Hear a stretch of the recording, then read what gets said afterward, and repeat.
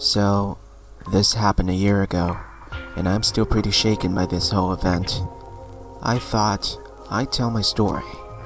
I live in the UK, and in autumn, it gets dark at around 4 p.m.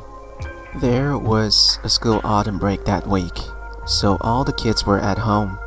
So that means my girlfriend's brother was home too. I'd been with her for a year at that point, so her family knew me pretty well, and her brother enjoyed my company. She'd recently been pretty stressed out. Her parents were going out across the country for the day, so she had to look after her brother. But I thought that I'd give her a day to herself so she can just cool off. I asked her parents if I could look after their son for the day instead, and they agreed. So I came around at 8 in the morning and they let me in before they set off. My girlfriend's brother woke up about an hour later, and she followed shortly afterwards. We went out for breakfast at a local cafe together and went back to her house when we were done. And once I dropped her off, I took her brother to the park. We got there at about 2 p.m.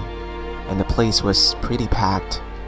Eventually, the sun started going down and the place was completely empty by 4 p.m. I texted my girlfriend and told her we'd be home in a bit, and she said okay. I'm gonna be honest, I completely lost track of time.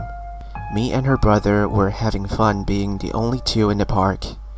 Me and her brother were stood on top of this really tall climbing frame with a slide on it. It was almost pitch black at this point, so I was using my phone as a flashlight.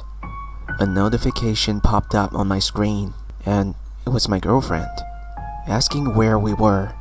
I responded, "Oops, coming home now," and told her brother we had to go.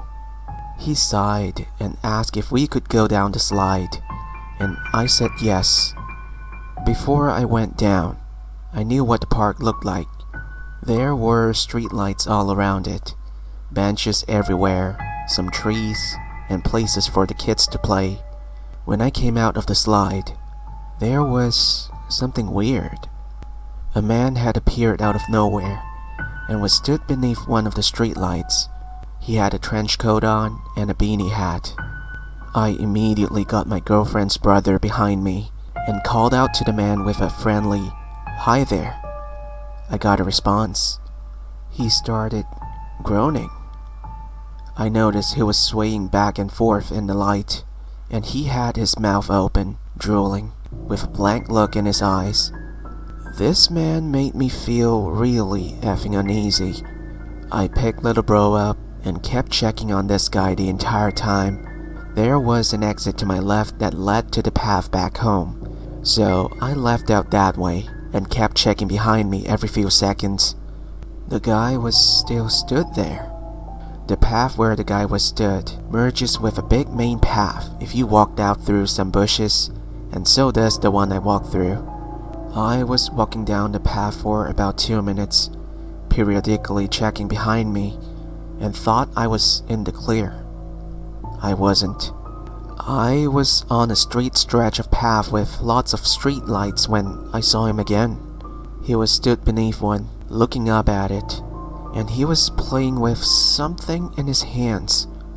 I looked closer and realized it was a fucking knife. I kept walking and walking, checking behind me constantly. Girlfriend's little brother was so scared he had his head tucked into my chest. I noticed that guy seemed to be moving to new street lights whenever I turned around. Initially I thought it was my eyes playing tricks on me, but I started counting them and realized 2 street lights behind him had definitely turned into 5. I could faintly hear the groaning noise, and he was occasionally moaning as well. I picked up the pace a bit and turned the corner, getting into the last stretch of street before I got to my girlfriend's house. That was when I heard him behind a row of bushes. That moaning noise sounded angry, and I heard his heavy footsteps bounding down the path. The man was fucking running. I immediately broke into a sprint and didn't stop until I turned an alleyway at the front of the street and got behind my girlfriend's house.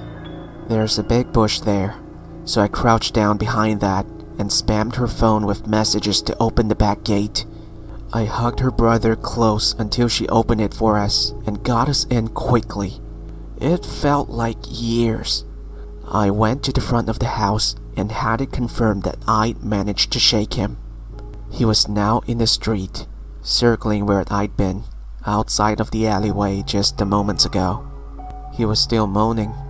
He had that knife in his hand still.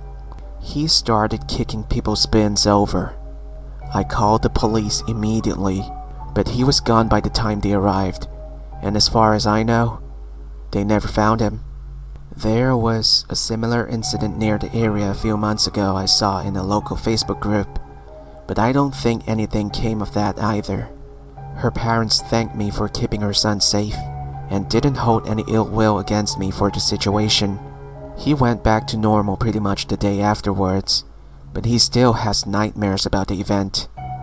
When my country isn't in lockdown, I'm still allowed to look after him with my girlfriend, funnily enough.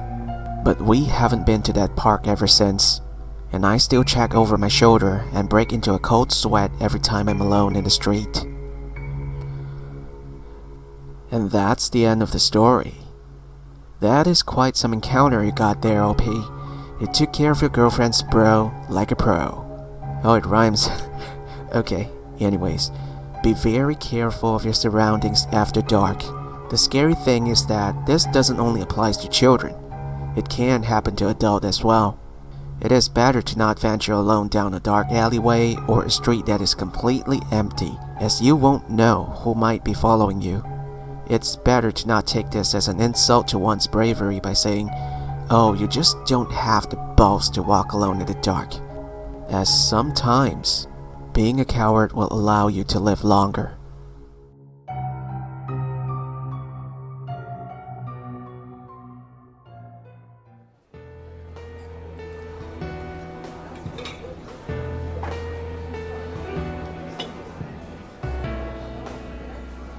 Well, that's it for the story today. Again, please subscribe if you haven't yet. It's just a simple click on my icon near the end of the video or the button right below. Some people might ask, why? My answer is this. 1. It is free. I don't see why not. 2. You get an extra video every day to enjoy even though I'm not your first pick. Isn't that great? Even if you ran out of videos to watch, you still have me, sitting in a jazzy bar, waiting to tell you more interesting stories. 3. It gave me some emotional support to keep making videos, as it does get kinda sad and lonely to keep uploading without any people watching, you know.